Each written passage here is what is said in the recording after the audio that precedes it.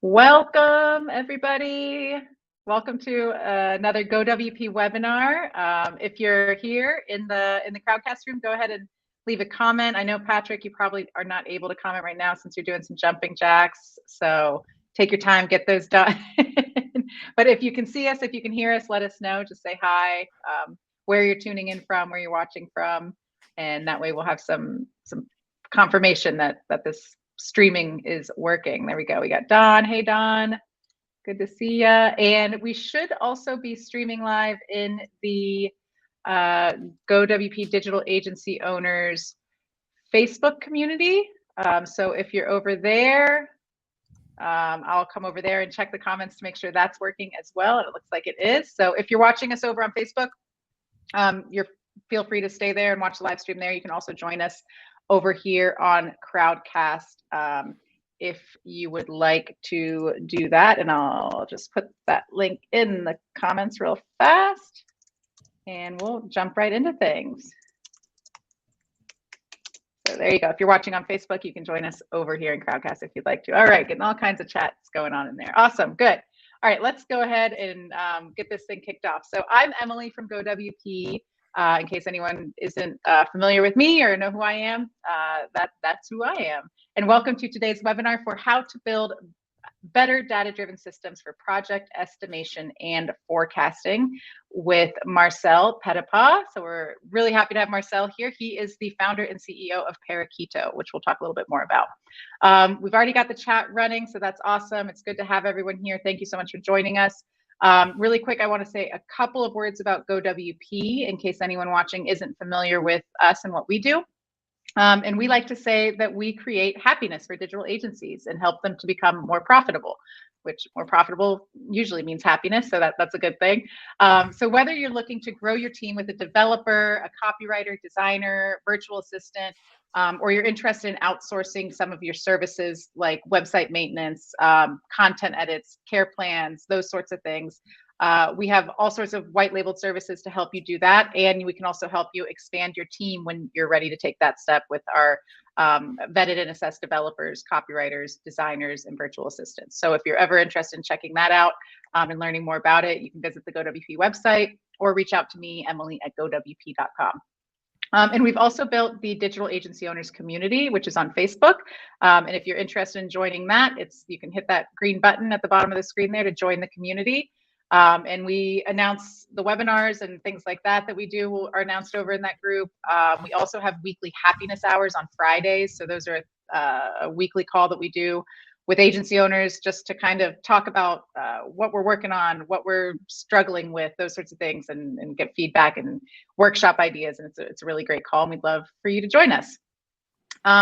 Few notes regarding the webinar. I'll be watching the chat. So if you have any questions, throw them out there. If you're here on Crowdcast, you can also use the Ask a Question feature down along the bottom of the Crowdcast screen. So you can ask a question there. If you don't want to, if you just want to throw it in the chat, that's fine too. I will be reading it and I'll take note of it and make sure that we get those to Marcel. So let's go ahead and get to why we're here today, which is to listen to Marcel Petitpas. So Marcel is the CEO and co-founder of Parakeeto, a company dedicated to helping agencies measure and improve their profitability by streamlining their operations and reporting systems. That's a problem he discovered while running his own agency back in his early 20s. When he's not helping agencies make more money, he's probably watching The Office or Parks and Rec on a never-ending loop and eating breakfast foods for every meal of the day. Welcome, Marcel. It's great to have you. Thanks for having me, Emily. It's great to be here. And thanks, everyone, for the engagement in the chat early on. We're off to a good start here. Absolutely. I'll go ahead and turn off my camera so you can have the full screen and presentation and all of that. But if I'm needed, I'm right here to pop back in. So the floor is yours.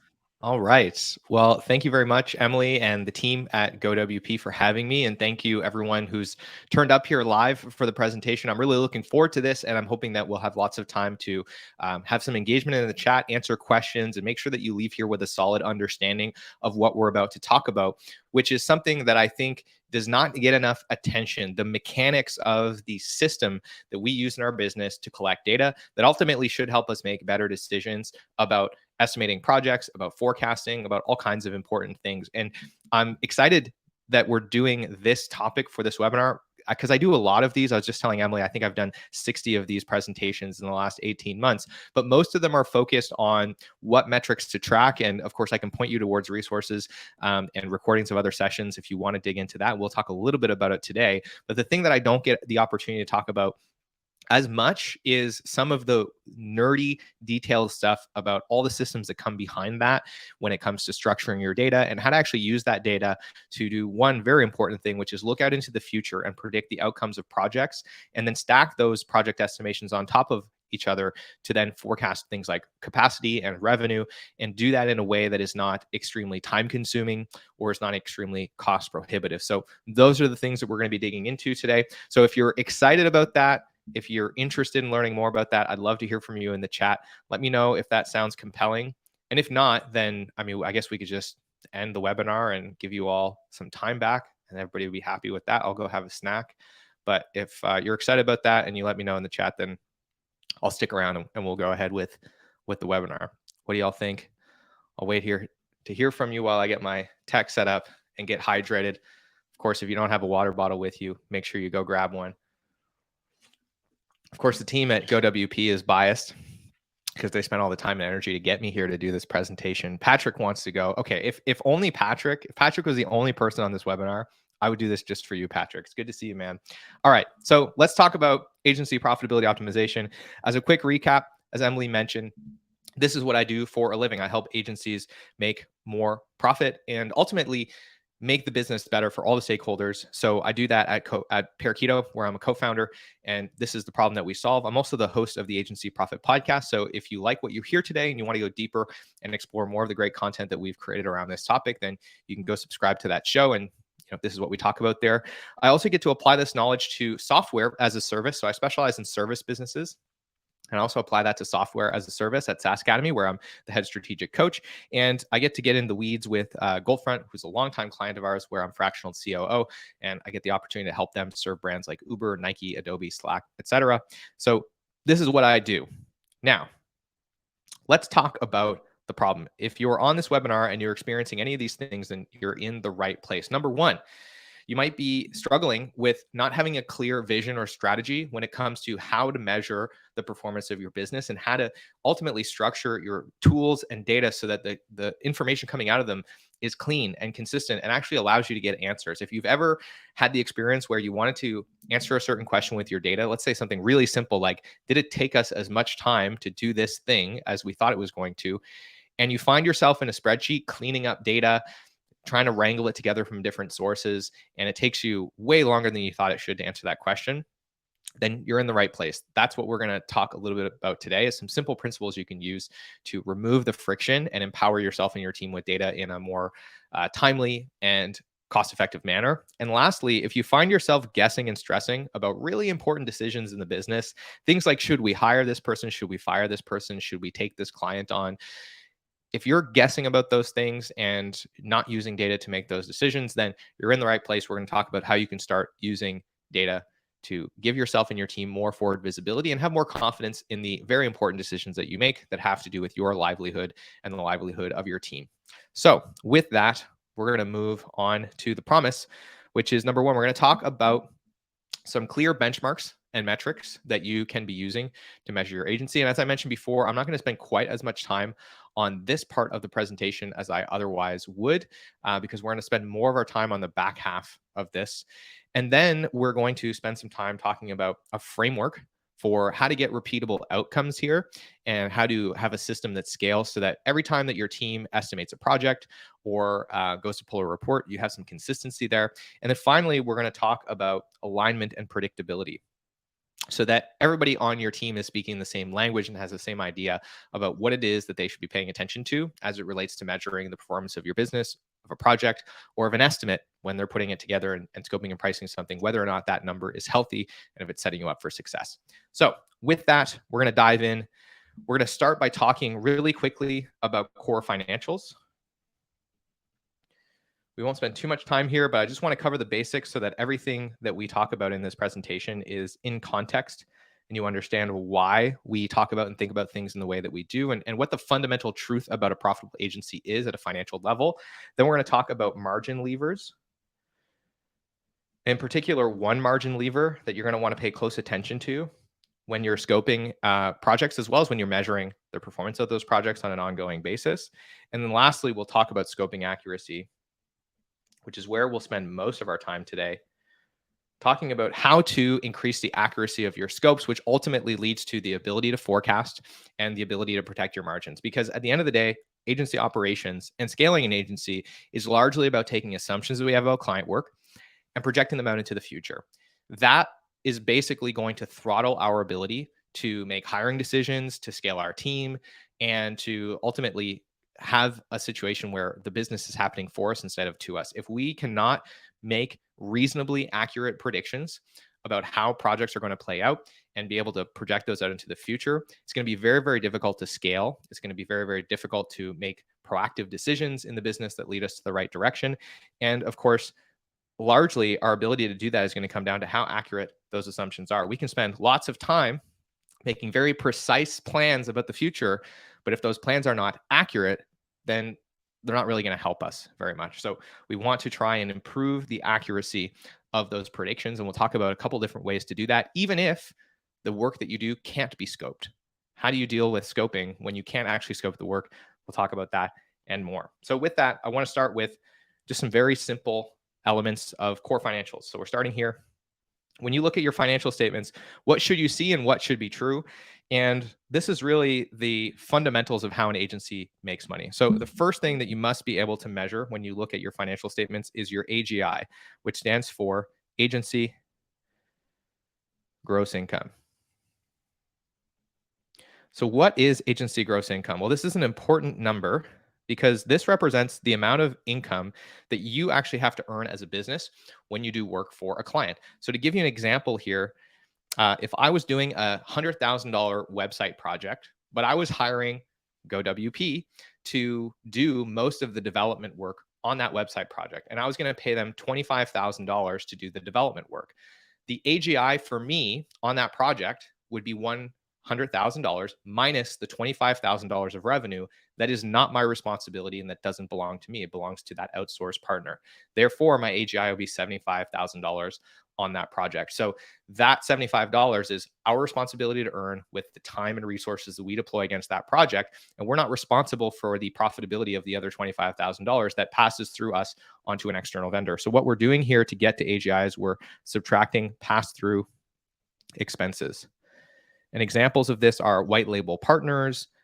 This would be things like media spend, advertising budgets, print budgets, materials, anything like that where the revenue is passing through our business onto somebody else. It's very important that we isolate this because this is the true revenue of our business.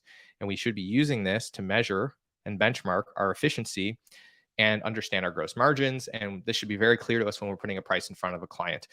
The reason this is so important is because if we have a substantial amount of pass-through in our business, we might have a very, very misleading idea of how big our business is, and we might inform purchasing decisions, investment decisions, margin decisions based on this false number. So to give you a drastic example, imagine if Airbnb considered every dollar that flowed through their platform to be revenue.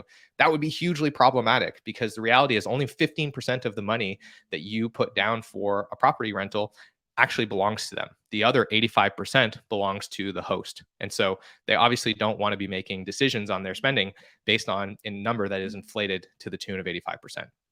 So that's the first thing that you want to be able to isolate is AGI. Then you want to isolate your delivery costs. So what is delivery cost? Well, delivery cost is essentially the cost of getting work done for clients.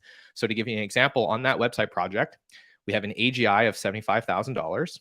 And then we have to spend some time likely designing that website, maybe doing some project management, some account management, writing copy, even managing that outsourced partner and making sure that, they're getting deliverables on time, that they're properly briefed, that they have the materials that they need.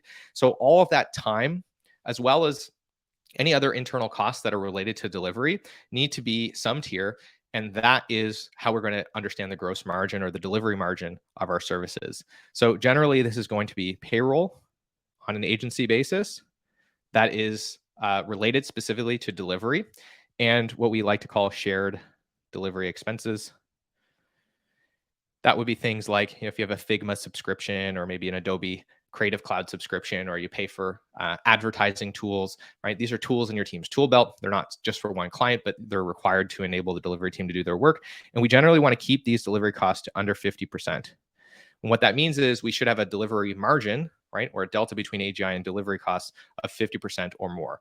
That leaves us with overhead, which is the cost of running the business. And typically this is separated into 3 areas: administration, which is generally going to be anywhere from 8 to 14% of AGI. We have sales and marketing, which is generally another 8 to 14% of AGI. And then we have facilities, which doesn't apply to everyone. A lot of remote teams these days, but if you do have an office, you don't want to spend more than 4 to 6% on that.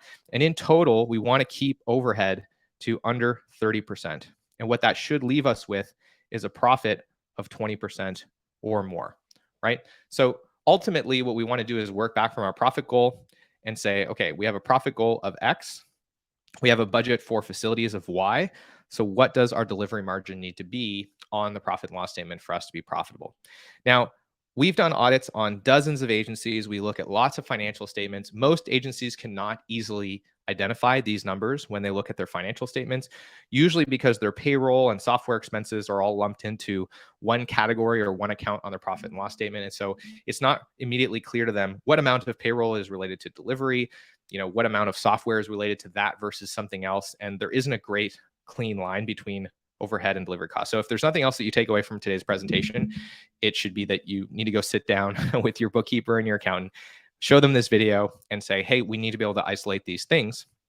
And then what should start to become clear to you is if you're struggling with your bottom line and your profitability, where the issue lies. And I can tell you with a lot of confidence that there is a 90% chance the issue is right here. It's the relationship between agency gross income and delivery cost, that you don't have enough margin on your services fundamentally. Most agency owners, when they come and talk to me, are focused on cutting overhead. And the reality is that that is usually not the problem. Most agency owners are really efficient with their overhead spending.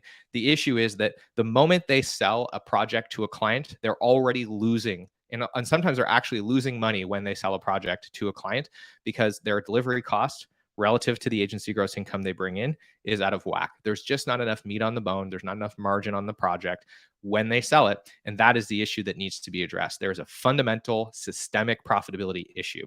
So the question is, how do you improve this ratio? And there's 3 ways to do it. And that's what we're going to talk about next. So we've just talked about core financials. I'm going to pause here. Is everyone tracking with this so far? I'm going to hydrate for a moment, but let me know in the chat if that's making sense, if that's helpful. And if you're excited to learn about the 3 levers you have to improve your delivery margin in the next section of this webinar. I want to hear from you in the chat if you're tracking so far, or if you're not tracking, let me know what's confusing and I can address that.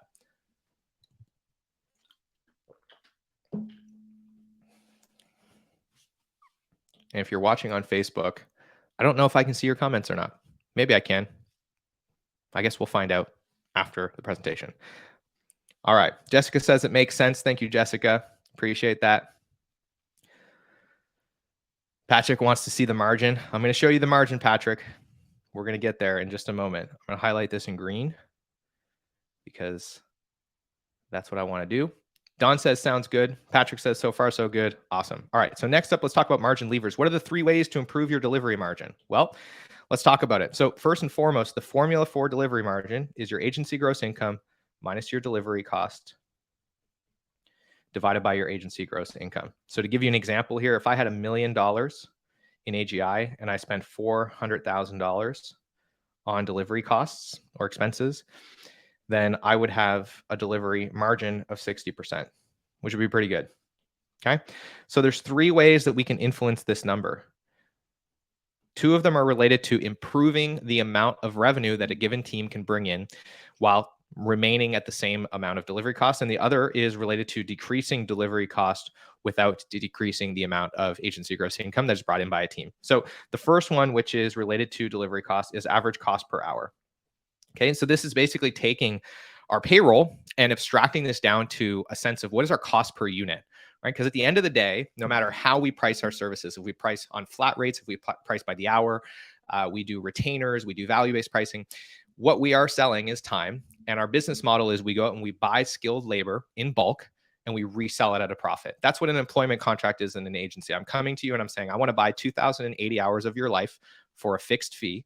So you get some certainty and consistency of work, and you take on less risk than you otherwise would if you were a freelancer and you were responsible for selling your time in individual units. And then my job is to go resell a certain portion of that time at a profit, right? So the idea here is that different levels of skill, different types of people cost different amounts of money, generally based on how scarce that skill set is, how deep their expertise is, and how much seniority is required to get a certain piece of work done. So let's imagine for a moment that you have a deliverable today that requires 100% of the work to be done by a senior strategy resource, and they cost $150,000 a year to employ. Well, if you could take half of the work that they're doing and delegate it to an intern that costs $50,000 a year to employ, because a lot of it is mechanical. It's, spinning up a spreadsheet, duplicating a template for let's say a pitch deck, making some edits to it. Maybe it's transcribing notes from a client call. If you could outsource some of that work or delegate it to somebody less expensive, then at scale, the average cost of every hour that goes into that project starts to decrease. And when you use freelancers or use outsourced partners to do the work, you feel that immediately. And if you don't, then at scale, what that means is as you build your team, your aggregate delivery cost or payroll number should be lower in a case where less of the work is needed to be done by somebody who's very expensive. Your mix of employees will have in aggregate a lower cost. So that is kind of the simple but not easy way to decrease your average cost per hour, is generally to think about how do we create better documentation, better process, more clarity, more streamlined deliverables, so that the amount of seniority or experience required or judgment required to deliver something to the client is lowered. And therefore, the cost should also be lower. With that, the ability for us to outsource it, to offshore it, all of those things gets lower. So again, simple, but not easy, and usually not something that people are super excited about. So let's talk about the thing that's more exciting, which is how do we take the team that we currently have and dramatically increase the amount of revenue that they're able to earn without changing their cost structure at all, and without even necessarily asking them to work more than they do today. The first is looking at average billable rate, which is a function of, for every hour that my team spends doing work for clients, how much revenue does that earn for the business? It's important to note that this is not the same as the rate you charge to clients. Those might be the same, but they're almost never the same. What this is looking at is, again, regardless of how you bill, if you build a flat fee, a value price, a retainer per hour, after all the hours that were spent doing work for the client, regardless of if they were billed to the client, air quotes, or not, what was the true hourly rate of this project? How much revenue was earned for every hour that was spent? That is the average billable rate. So the formula for this is AGI divided by the hours worked. And you can measure this for a client, a project, for multiple clients, for multiple projects, for any period of time for which you have these two deliverables or these two inputs. So it's a really interesting and easy metric to use to compare things in the business. And it's a really quick and cost-effective way to start seeing patterns in areas of the business where you earn a lot more or a lot less revenue. So we'll talk about that a little bit more in a moment. So the two levers, when we look at the formula for average billable rate, if we understand that it is AGI over hours, is we can either charge more for the same scope of work, obviously, or the thing that a lot of people aren't thinking about is we can just spend less time doing the same work, which means that the same team can handle more of that work, therefore more revenue in a given period of time, just by decreasing the amount of time that it takes to do this thing. So to give you an example, if you had a deliverable that takes you 100 hours and you can invest in some automation, some templates, some better technologies, some better processes, and bring that amount of time down to 50 hours, you've effectively doubled the profitability or doubled the average billable rate of that service. And your team should theoretically now be able to do twice as many of those deliverables in the same time period, therefore earn twice as much revenue. So that's the idea with average billable rate. And then the last one is utilization. And utilization is simply asking the question, out of all the hours that I buy from everybody on my team, or for a given subsection of my team in a given period of time, how much of that time on average is spent earning revenue or getting work done for clients? So to give you a simple example, if I buy 2,080 hours of your year in an employment contract, which is 40 hours times 52 weeks, and you spent, let's say, 1,400 of those hours on delivery or billable time, then your utilization rate would be 1,400 divided by 2080 or 67.3%, right? So when we look at utilization, we're looking at everybody on the team, all of their time. We're not subtracting holidays, paid time off, anything like that, because we want to see the cost of all those things reflected in utilization. And of course, increasing the number of hours that somebody spends earning revenue for the business and improving the percentage of the time that you buy that's deployed towards producing revenue for the business is, of course, going to help improve the profitability of the business. So those are effectively our three levers. And so just to kind of run through an example, and ABR is the one I want to focus on today because it's relevant to what we're about to talk about. But this is an example of how we might run an ABR report comparing three different services to each other. So we had the website build here, which, you know, if I asked most clients who's their most profitable or what was their most profitable project, they would probably say the website build because the revenue is the highest. But when you look at how much time went into it, it's actually the least profitable out of all of these because they only earned $100 for every hour that they put in. They could have made twice as much money if they sold those hours or spent those hours doing funnel builds, which were substantially less attractive from a revenue perspective, but substantially more efficient from a revenue earning perspective. So keep this in mind as we talk about the back half of this presentation, which has to do with scoping accuracy. And just to kind of drive all this home, I want to give you an example.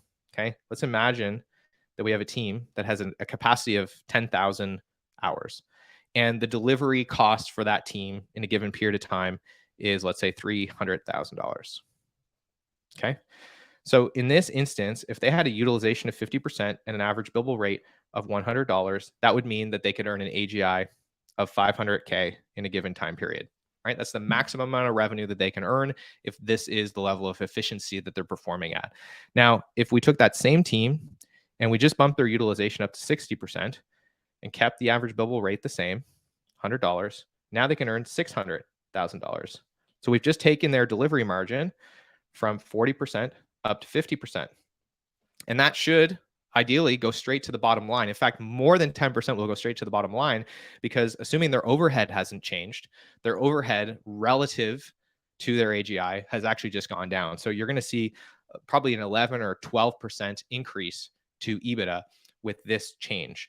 And then the last example here, if we took that same team, again, assuming nothing changes but their efficiency, we stick at a 60% utilization rate, but we find a way to get more efficient on a few deliverables. Maybe we make some price tweaks and we get to $125 average billable rate. Now the same team can earn a $750,000 AGI.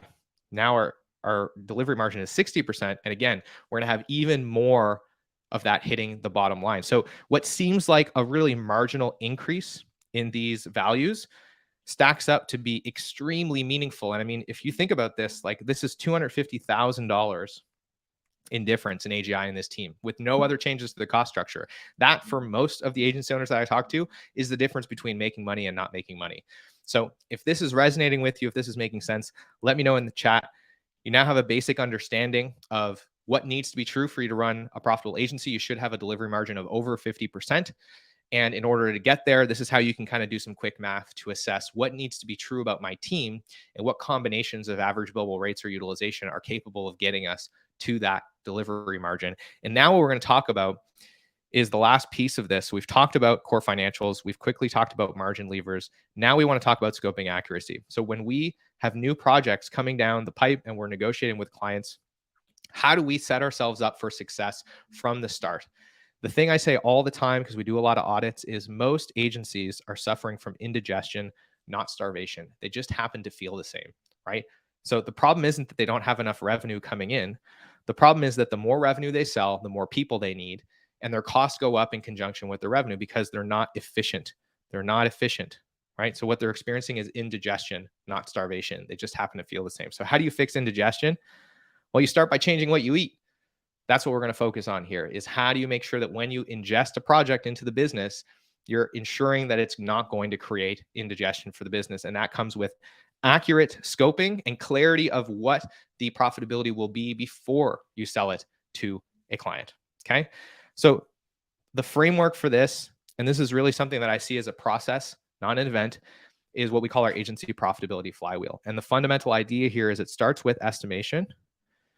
Right? So the first thing we need to do is make assumptions about our client work and try to predict how much time, effort, cost is going to be required to get this thing done. Then we want to track actuals. And in doing so, we can create a feedback loop here, right? Which is going to be a data feedback loop.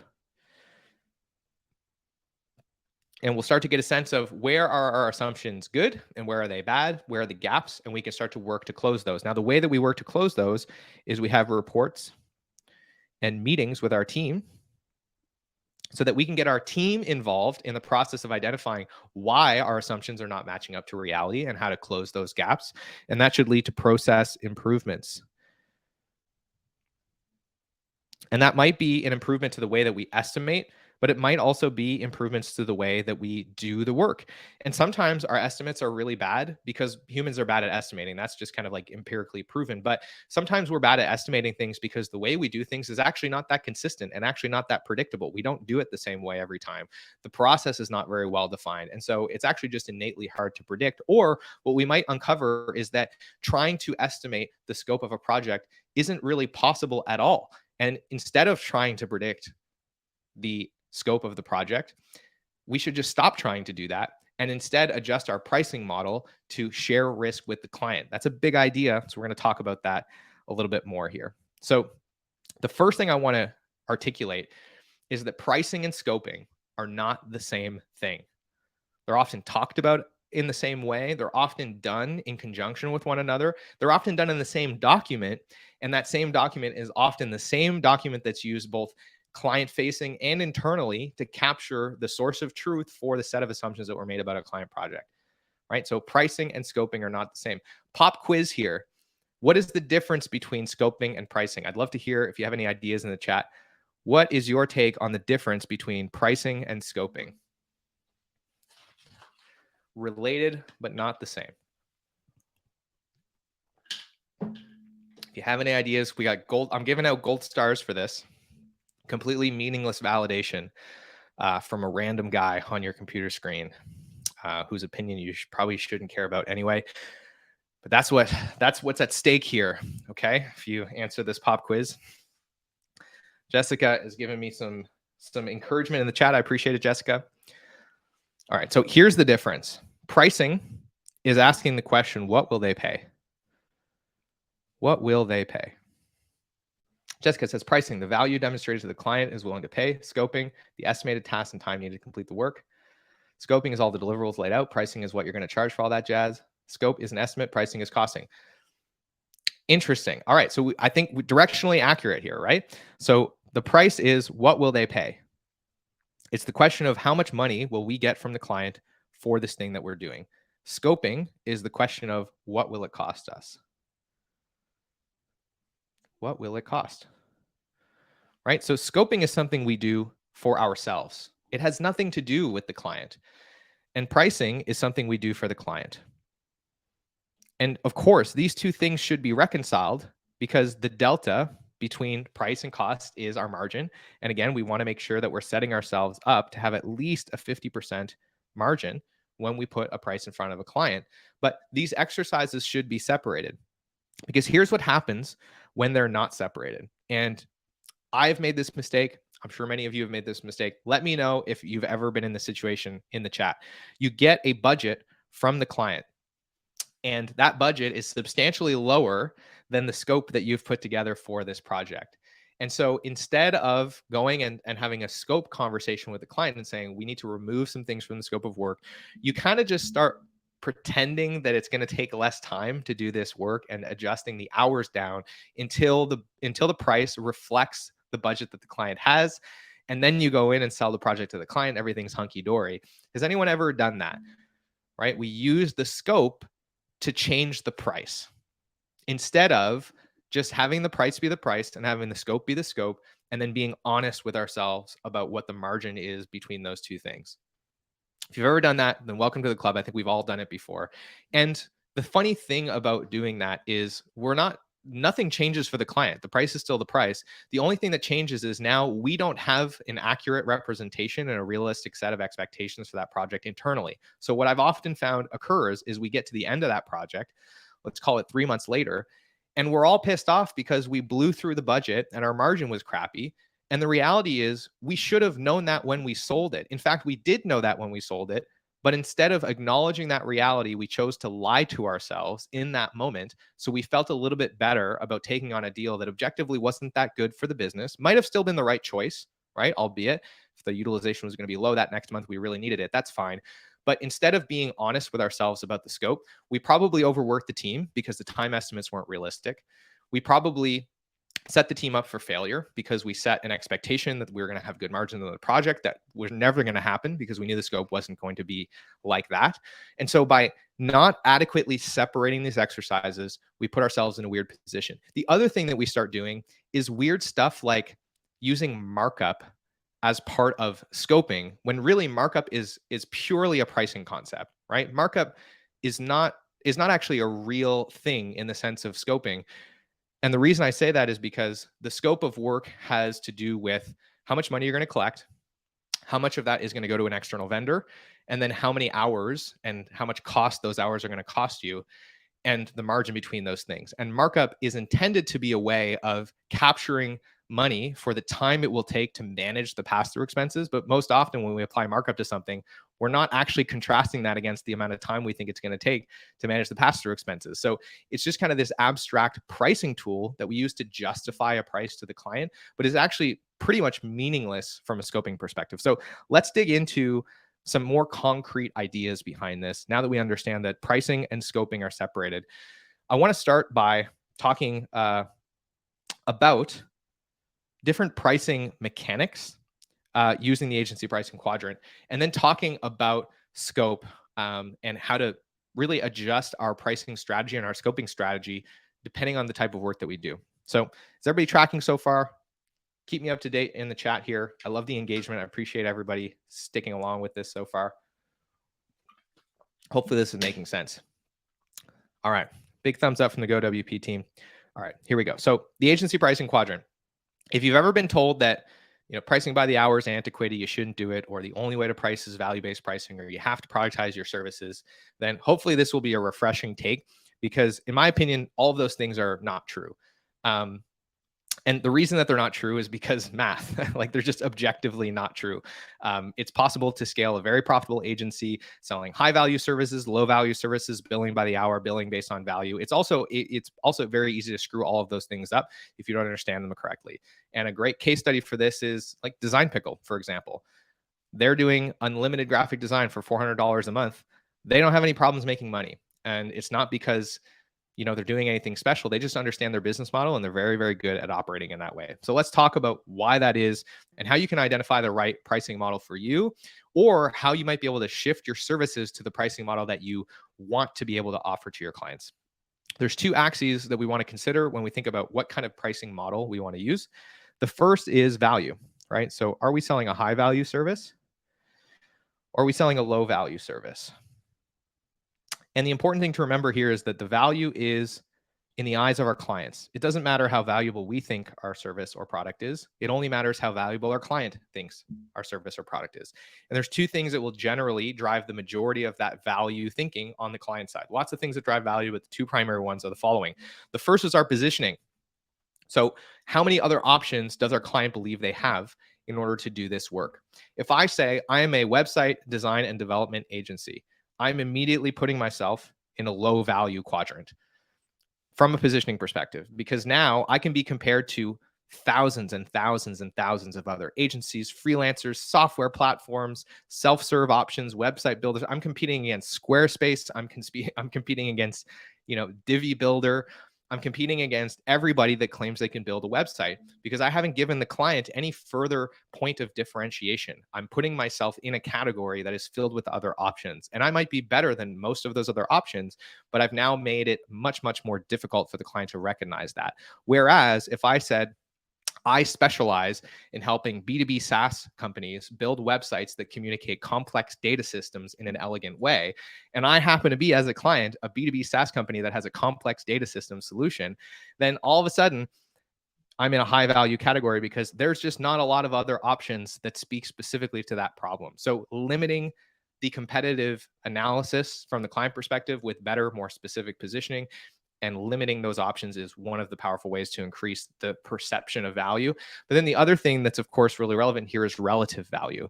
So For example, if I specialize in conversion rate optimization on websites, the value of increasing the conversion rate by 1% on a website is going to depend on how much revenue that website generates in a given period of time. If I increase Apple's website conversion rate by 1%, that's worth hundreds of millions of dollars.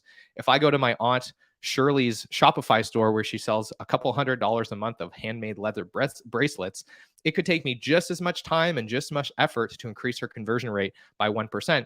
But there's basically no value in that because we're talking about tens of dollars. So we have to understand that the industry, the severity of the problem, the regulatory environment, the scale of that business, all of those things are going to factor into the relative value of the solution or service that we offer to that client. So keeping those two things in mind, you should be able to start to understand, okay, where does a particular service that we sell fall on this value ladder? And does that change depending on who it is that we're selling to? So thinking about value in terms of pricing is something we're all pretty familiar with. But the thing that we don't talk about a lot when we think about our pricing model is risk. So there's two spectrums here. There's low risk work and there's high risk work. And this is where our ability to scope becomes important. So if we can predict within 10% the amount of time and cost that we will incur to get something done, that is low risk work. For example, it is a productized service, or we've done it so many times that we have a really clear process and we know how to do it in a repeatable way, right? Those are examples of low risk work. And on the high risk end, this might be things that are either high risk in nature, like enterprise custom software development projects, or where the methodology is innately unpredictable. For example, if we are solving a client's problem using the agile methodology, then by definition, that is an unpredictable process, because the whole point of agile is that we would go in, do some work, learn from that work, and then determine the next step. And the number of sprints that are going to be required to solve the problem is likely undetermined, or is a very open-ended range, right?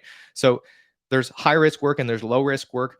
And to the extent that you can predictably stay within a certain scope, and generally this means that you've done something many, many times before, or the scope is ironclad as a productized service, is a really clearly defined set of deliverables, you have tight process, you have lots of data built around that. To the extent that things are more predictable, they become low risk. And to the extent that things are less predictable, they become high risk.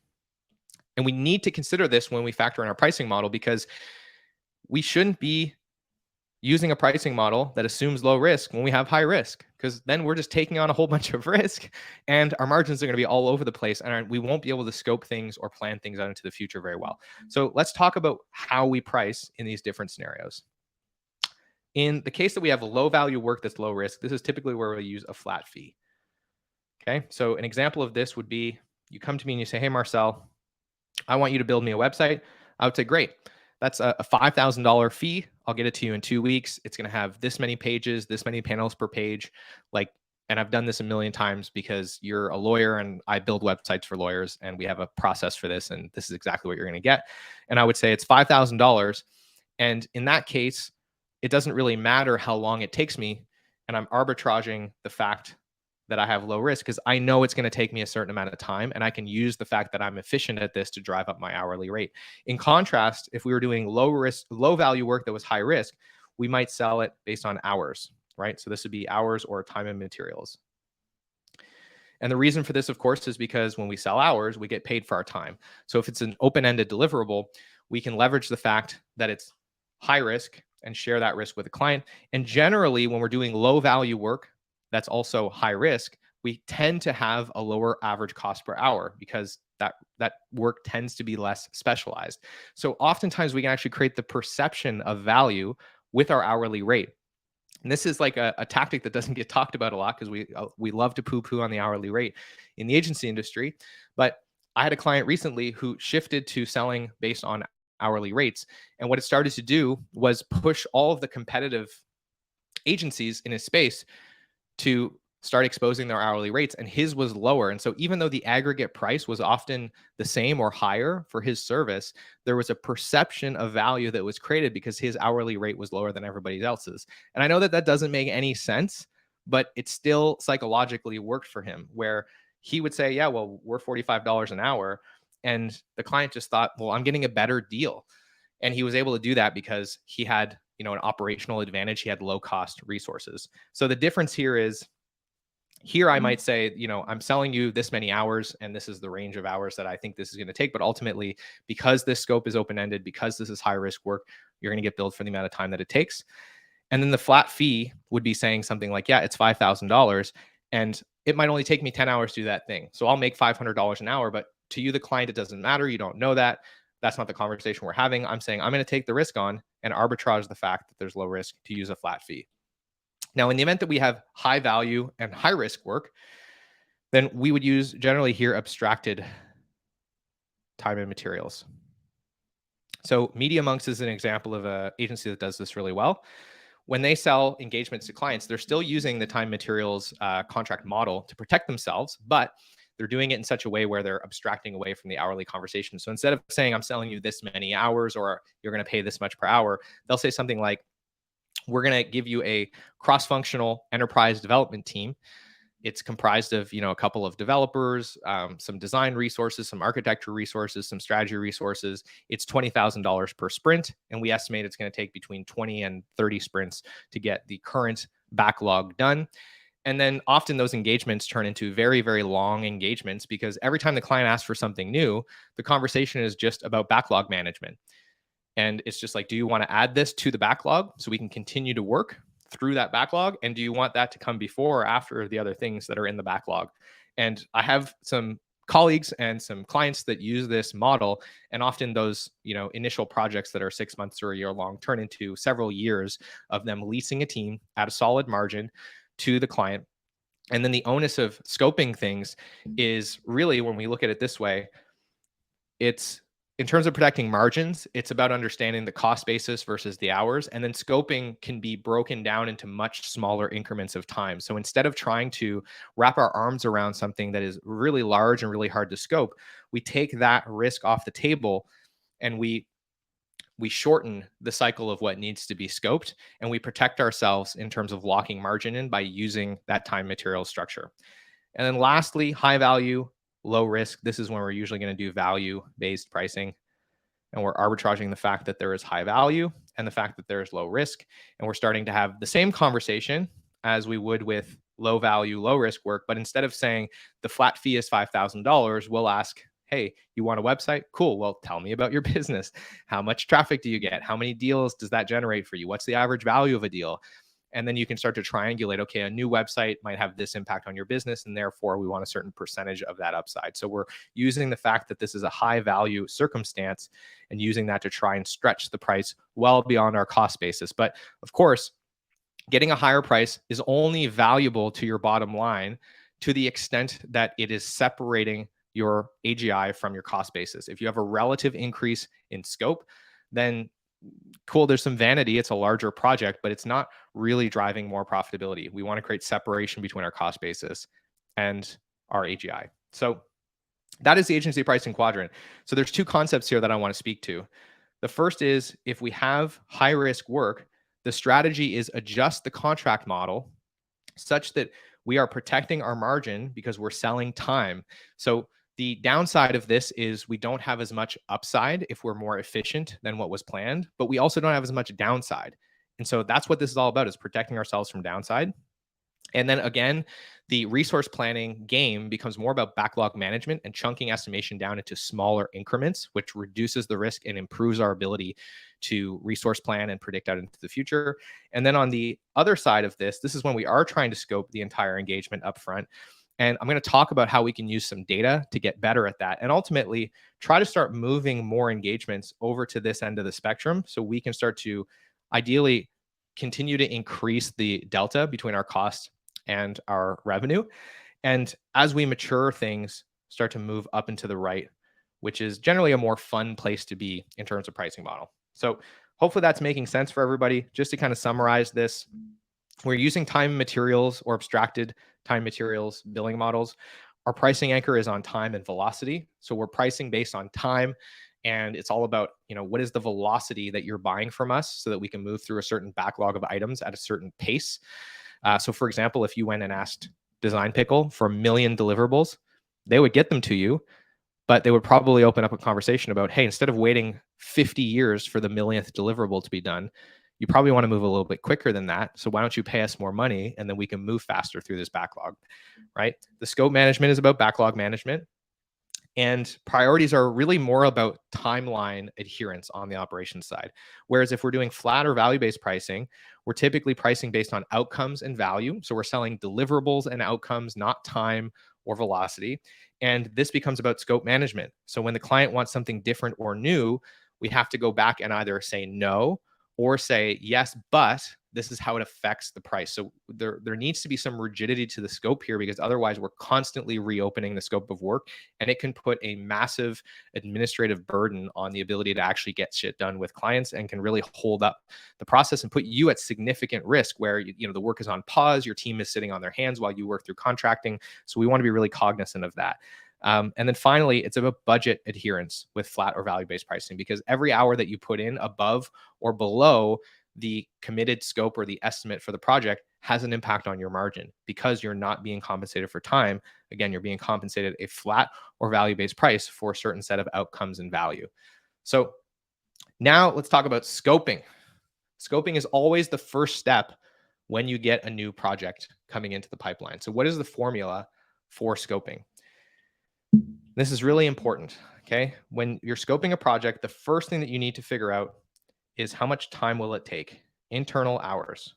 How much time will it take for us to do this thing? And again, ideally, what you've been able to do is identify a pricing model that allows you to chunk this down to a reasonable size, where the risk of trying to estimate something is not so high that you're putting yourself at a substantial risk.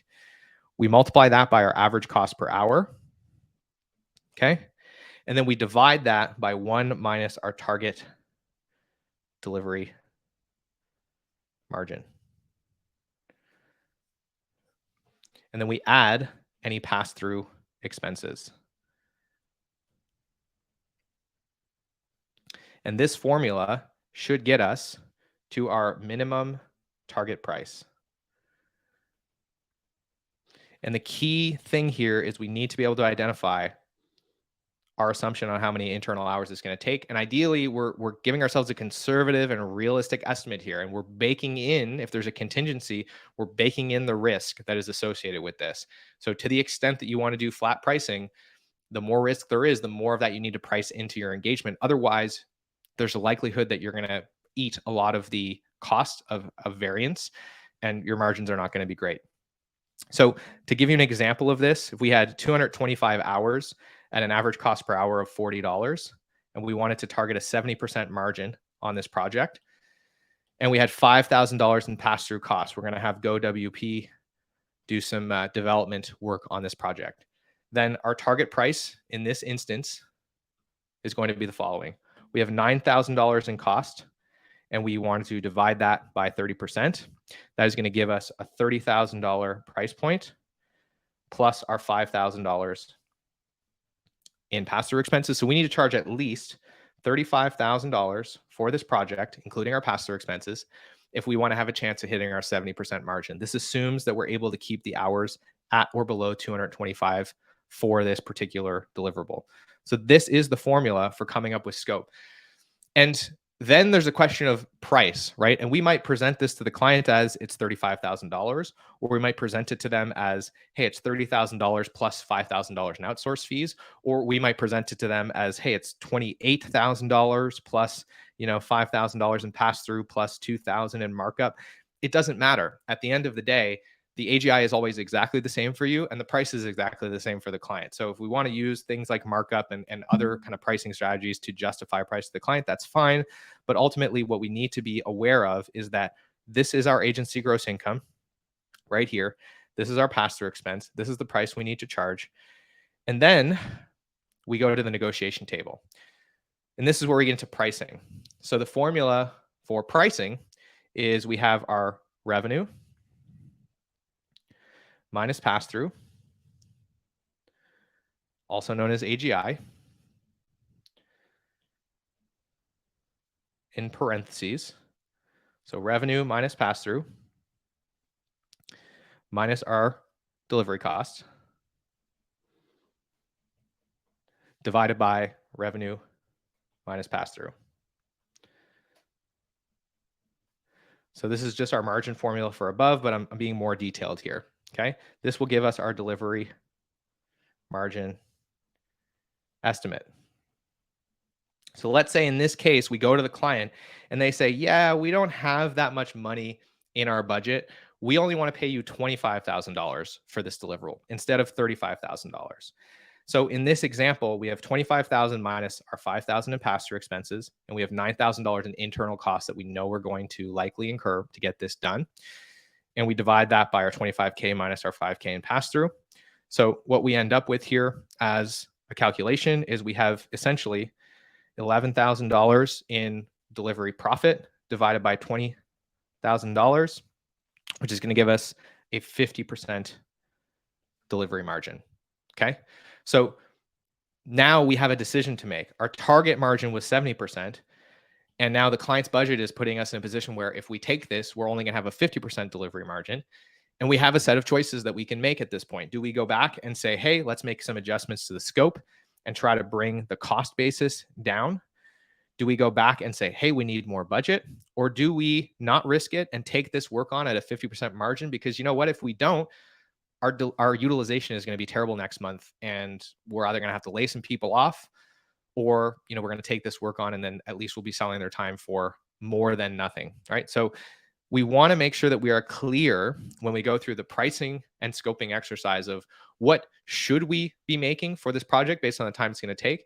And then when we start negotiating with the client, we have clarity on how the decisions we make in that negotiation impact our margin. And it should be clear to us every time we sell a project, what is the margin that we're setting ourselves up for here, so that we're not surprised when we get to the end, or when we get to the end of a 6 months or a year-long period and we go, we're not profitable, even though we were super busy this year. And at the end of the day, most of the time, the reason is because, well, you didn't plan to be profitable every time that you sold something to a client. Fundamentally, that was the issue. So hopefully that's tracking. If it is, let me know in the chat. And we're going to finish this section off by talking a little bit about data and how we can use it to improve our ability to do this important thing here, which is try to predict how much time it's going to take to do things.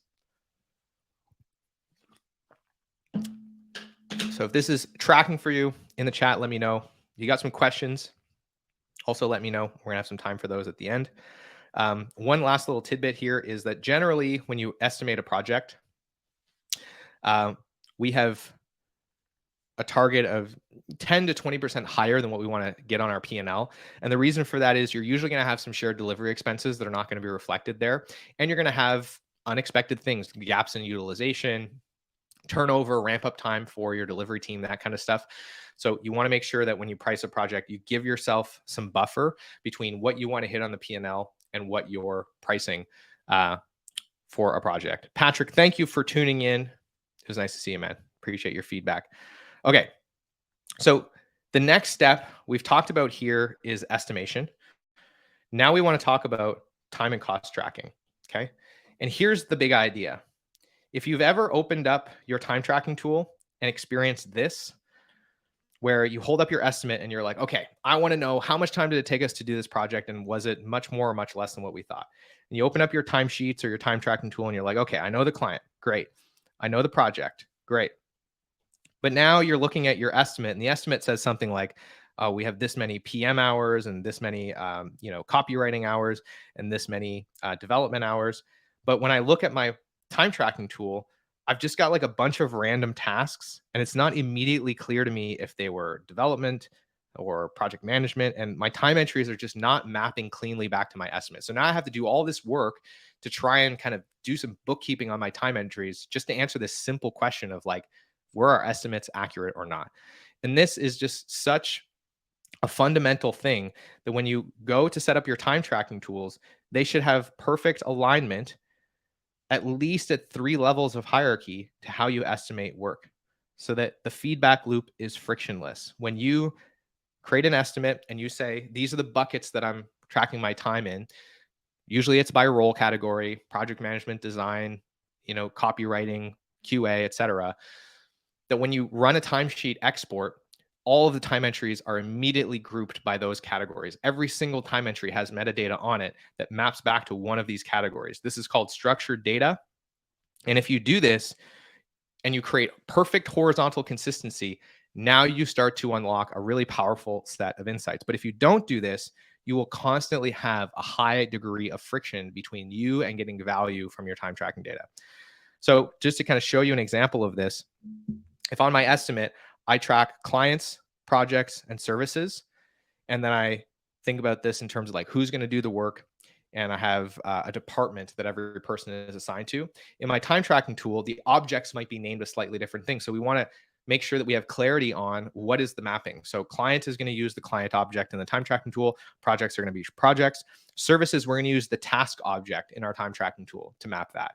A person is going to be an employee in the time tracking tool, right? So when we look for the column in the export, that's what we're looking for. And departments, we're going to use the role object in the time tracking tool to track that. So you want to go through line by line and make sure you understand what is the object inside of our time tracking tool that's going to be used to measure this thing on our estimate. So we know exactly what we're looking to run that comparison. And keep in mind that there's a balancing act here. The thing that tends to happen after I give this presentation is somebody gets excited and they go into their time tracking tool and they try to track absolutely everything in a structured way. But every time you add a level of structured data to your time tracking, you add cost and complexity. So there's a balancing act here. You want to have usually 3, maybe 4 levels of hierarchy in your time tracking data schema. So usually that's like client, project, and usually department or role. You kind of want to start there and then wait until that is working well. You have good compliance, you have good structure around that before you start trying to get really militant about compliance on any more discrete level. If you start trying to create structured data at the subtask within a task, within a milestone, within a deliverable, with like at a billion levels of detail, your time tracking compliance is going to go down. You're going to have your data segmented to a really small bucket, so it won't actually be that valuable. And you're just going to find that it's really, really hard to maintain that. So start simple and really pay attention to trying to get like maybe 3 levels of hierarchy here lining up in your time tracking tool. And here's what that starts to unlock for you, right? Let's imagine now you've been doing that for 6 months and you want to answer a question like, on a website project, what is the relationship between budget and PM hours? So you could now go pull your data and throw it into a graph without any data processing, assuming that all this metadata is on a time entry. And you can start to understand, okay, how many hours did we spend? How much budget was on a given project for project management? And each of these data points would represent a project. So here you have, this was, let's say, a $100,000 website. And we spent, in this case, let's say 50 hours on project management. That's optimistic, right? And you have all these different data points. And out of that starts to form a relationship line where you can start to understand, okay, for every hour of, or for every dollar of budget that we add to a website project, on average, it increases the amount of effort for project management or for design or for development by this much. And the more volume of data you get, the more reliable that line gets. And then when you start to create better process, you should start to see the distribution of those data points get tighter and tighter and tighter to that middle line. And so eventually what you end up with is the ability to very quickly start forecasting what you're going to need from a resourcing perspective without having to use bottom-up forecasting.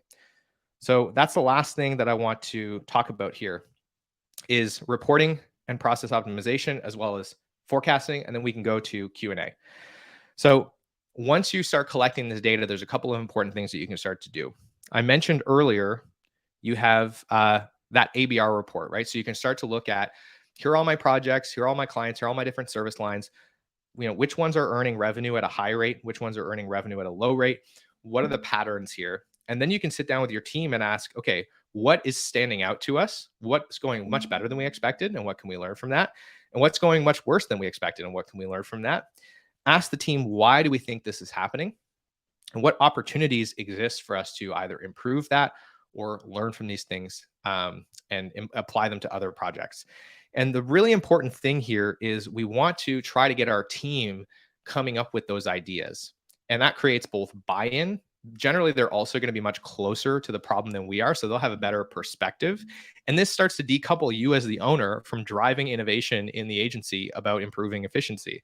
And ultimately, what that should do is feed a backlog of ideas, which can then be prioritized and implemented for either improving the way that you estimate things or improving the assumptions that you make in the estimation process, or changing and structuring and implementing better systems for actually getting things done so that they're more predictable, they're more efficient, etc. So those team meetings are going to lead to process improvements. And then as those estimates get better, then we can get into forecasting. Okay. So there's a couple of simple things that we can do to forecast. The first thing I want to talk about is cost performance indexing.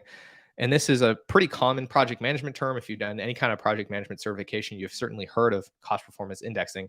It's not rocket science, but it is a really useful tool that we can use to try and start to predict which projects are going to get off the rails when they're already going on. And the formula for cost performance indexing is the following. So we have the amount of time that was planned, and then we divide that by the following: planned hours times percent complete divided by actual hours. So really what this allows us to do is get a sense of, based on the amount of time we spent on this project so far, are we ahead or behind schedule?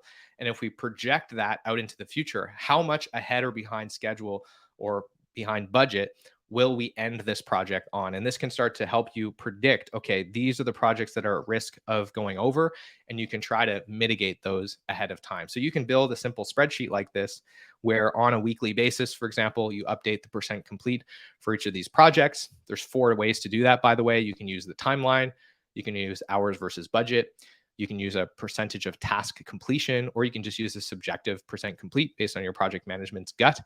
And all of those have trade-offs, but depending on what your working style is, one of those will work better for you than others. And that starts to give you a really helpful indicator into what is going off the rails. But what I'm more interested in is, how do we get even further ahead of this? How do we start forecasting our capacity going forward into a project before it even starts? And so this is where I want to talk about a really big idea, which is bottom-up forecasting versus top-down forecasting.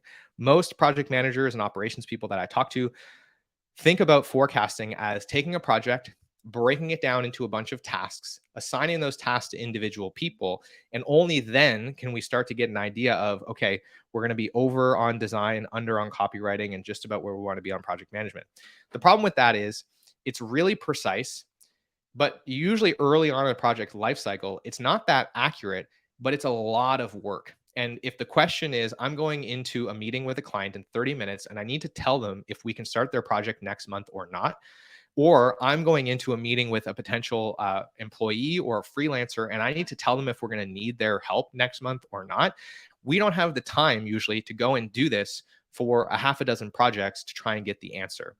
And this is really not an appropriate process for a project that hasn't closed yet. This is a lot of work, and it's really helpful for doing individual allocations on shorter time horizons for work that's already in progress. I definitely think this is a valuable practice as a project management practice later in a project lifecycle. But early on, when something's still in the sales pipeline, this is just an insane amount of work. And the precision that this offers adds nothing to the accuracy. In fact, a lot of times it can detract from the accuracy of the prediction and adds so much friction that it generally cannot be maintained or is even reasonable to insert that early in the process. So what is the answer? Well, the answer is we shift to top-down forecasting. And the idea with top-down forecasting is we have these different service offerings. We have these different items in the pipeline with budgets associated to them. We run those through a scoping model, and that develops a capacity model.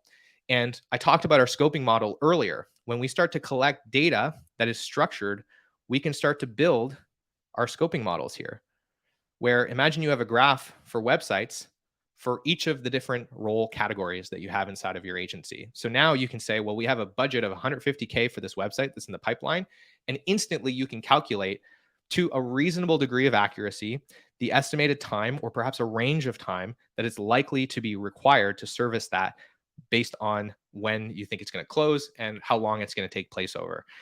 And then what you're able to do is generate time required by a role category in a given period of time. Look at your capacity across that role category based on the people you have on your team and what their job title is and how many hours they work every week, and much more quickly start to generate a report on how much capacity you're going to have in a given area. And this enables you to start getting directional visibility and start predicting your utilization rate much earlier in the sales process with far less work and far less friction in front of forecasting. So this is abstracting this away and using our historical data to start really speeding up the process of getting forward visibility. And this is an example of a report that we run for clients at Parakeeto that shows us the delivery capacity and the gross capacity for the team and how many planned hours we have. And then we can start to break this down into specific segments that are meaningful for the client. So for this client, in example, they look at design and development and a bunch of other teams, and they like to forecast their capacity in this way. And we could see here that they needed during this period to either hire somebody or bring in a freelancer because they were going to be over capacity in that service area. So this is what this would look like in practice, doing a top-down forecasting kind of model. And what we're doing is we're chunking things up into larger buckets and really using a model to accurately but less precisely start to look into the future and do that in a much more timely way so that it can happen earlier in the project lifecycle without a whole bunch of friction to change it. The last thing that I want to talk about is forecasting performance. And this is an example of us doing the same kind of thing, but for revenue. So this is a really useful report for an agency owner, for example, where we can see here we have our cost break even based on our payroll and the amount of overhead we predict we're going to have in a given period of time, the amount of capacity that we have for revenue. And this would be done by taking the amount of hours that we have available on the team in a given period of time and multiplying it by our average billable rate. And that tells us, how much time do we estimate we have in a given period of time to sell, or how much revenue do we have to sell? And then we contrast that against how much revenue do we actually have planned in a given period of time. And this can start to help us predict when do we need to create additional revenue. So you can see that for this agency, starting in October of 2022, they need to start selling a little bit more work. And by March of 2023, if they weren't selling more work, they would have had to start looking at making some significant cuts to the business. So this is another useful way that we can start to get forward visibility, again, using a less precise but more accurate top-down, low-friction approach using some of the simple numbers that I explained earlier. And here's another example of that data just represented in a table where we could start to look at for each client, for a given month, how much AGI is planned, and look at this on a month-by-month basis and really start to break this down into a table behind that visualization, which is obviously just this information, but visualized. So last couple of things I want to talk about in terms of forecasting is a couple of scenarios. So number one, if we wanted to forecast our utilization, right, what we would do is take our revenue in a given period. So let's say we had $500,000 planned for next quarter. We would divide that by our average billable rate. So in this case, let's say it's $150 per hour. That would give us the amount of hours that we've sold in a given period. And then we divide that by our capacity. In this case, we have 10,000 hours of capacity in the quarter. So our predicted utilization is 33%. So this would tell us, hey, we probably need to sell some more work in that time period. Scenario two would be forecasting our AGI capacity and our financial utilization. So this is the graph that I just showed you. In this case, we would look at how much AGI do we have planned in the period, and then we would divide that by capacity, multiply by utilization, multiply by average billable rate. So in this case, we took that 500K, we have 10,000 hours times 60% times 150. So we have $500,000 out of 900,000. Right. So we could handle 900K in revenue in that time period, but so far we've only got 500K sold. And then lastly, calculating our pricing floor. Now, I talked about this earlier.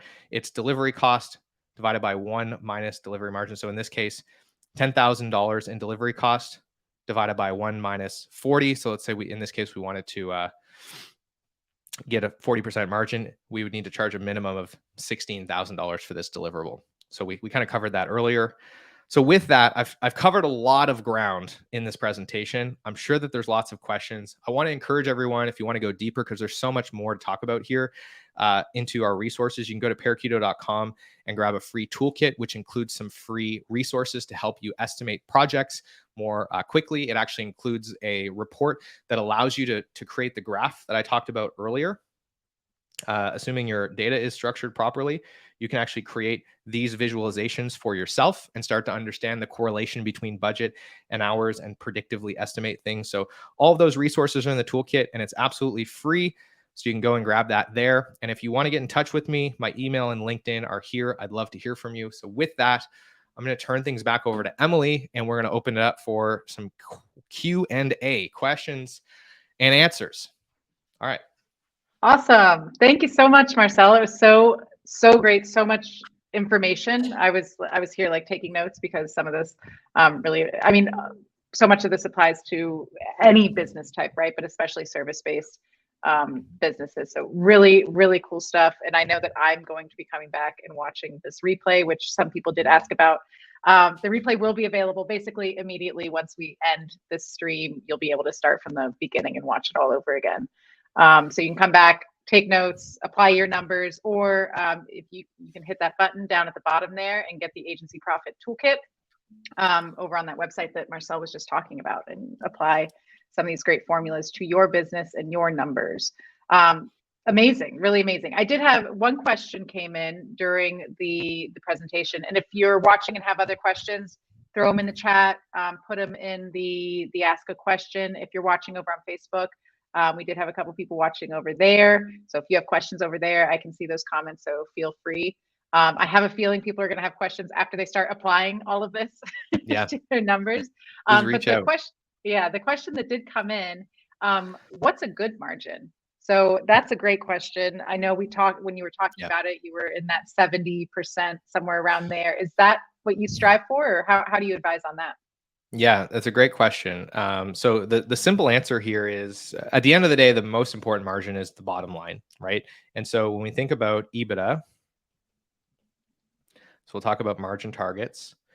You want to be above, right? This is above 20%. Okay, so you want to be above 20% in terms of EBITDA. So what that means is, for delivery margin,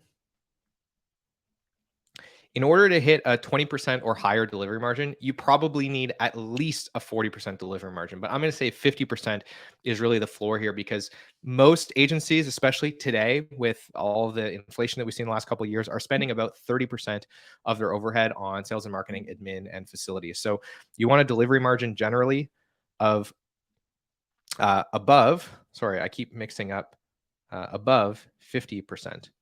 And what that means is project delivery margin should generally be anywhere from 60 to 70% plus, right? So these are good margins. If you're doing a 20% EBITDA, if you've got a 50% margin on your P&L, and if you're doing 60 to 70% on projects, you're doing great.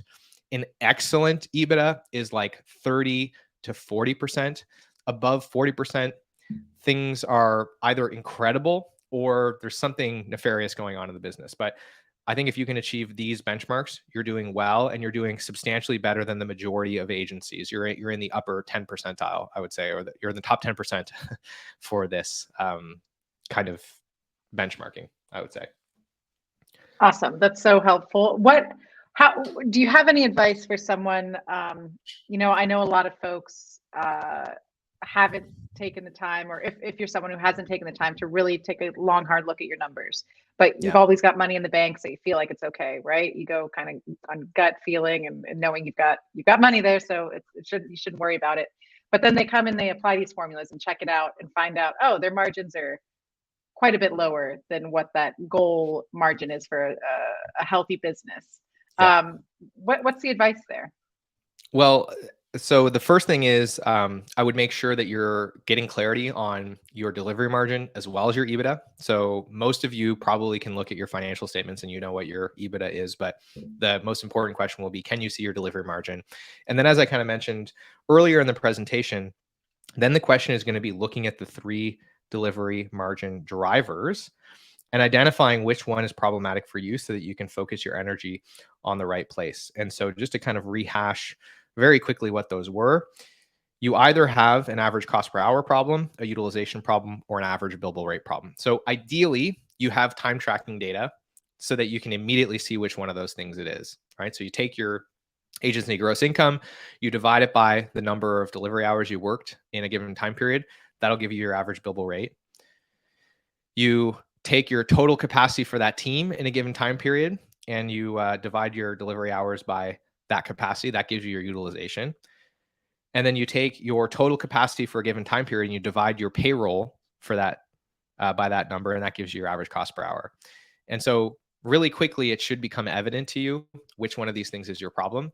And if you don't have time tracking data, then you start tracking time so that these things become clear to you. Because until you have the ability to measure these things and to start to measure them at a more discrete level of the business, then the only thing you'll ever really be able to tell is that your delivery margin is not that good. And you'll kind of be guessing as to which lever you can pull to improve these. Now, the good news is you can pull any of these levers and it'll improve things for you. But what I can tell you from doing a lot of audits is that for some agencies, they are really highly utilized and their average billable rate is really crappy. So if they started trying to increase their utilization, it would likely cause a lot of other problems like their team quitting, them burning out, right? Like while it might temporarily improve their profitability, because they're already so close to the edge, it would actually be a really detrimental thing for them. So the focus on the right lever is very, very important. And the only way to really get this information is to get your time tracking data together and run that analysis.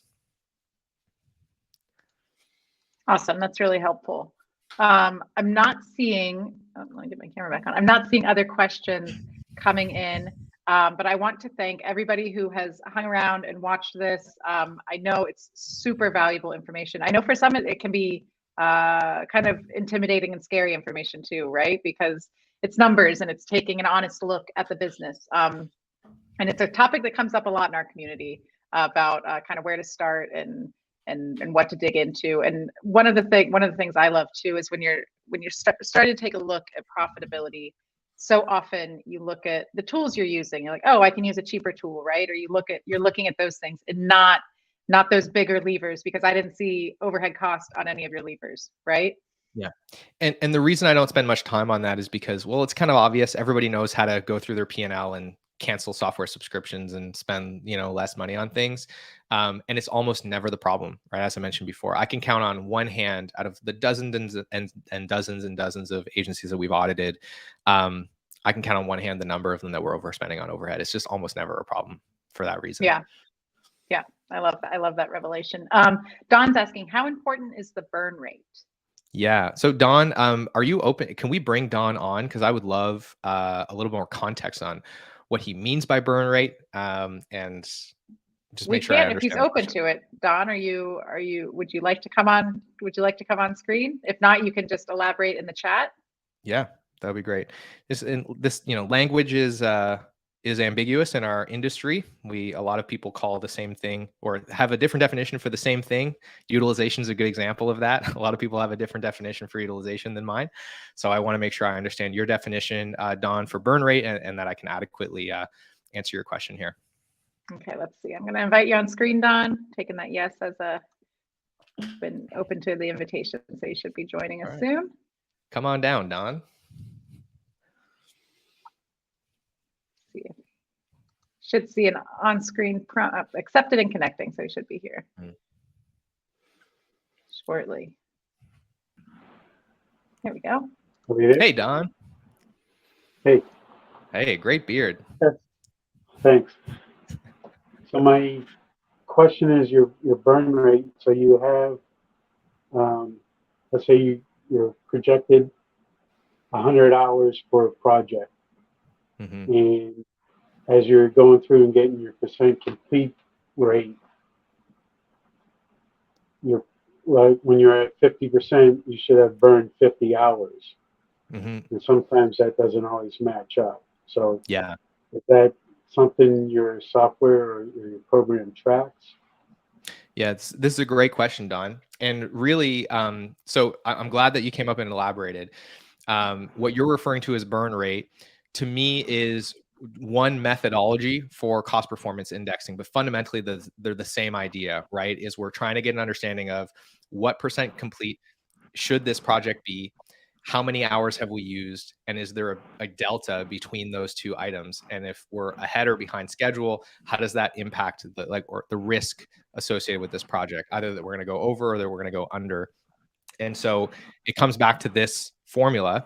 And ultimately, I think this is kind of, we're both talking about this, right? Is saying we have a certain amount of hours planned, and then we're trying to triangulate how many hours should we have used based on where the percent complete is, and then how does that map to the actual hours that we've used so far? And the thing with a burn rate is that burn rate is, this comes back to the 4 methodologies of calculating percent complete, right? So burn rates are typically going to be thought of as a timeline based thing, right? So for example, if we're 5 weeks into a 10-week project, we would anticipate that we should be 50% done. Burn rates tend to be linear. They can be non-linear if we want to get really advanced, but they tend to be linear. So I'm just going to hit 4 methods. We have timeline. So that's, 5 weeks into a 10-week project, we should be 50% complete. We then have hours, and this might be what you were referring to as well. So we have 100 hours budgeted, and we have 50 used, so we should be 50% complete.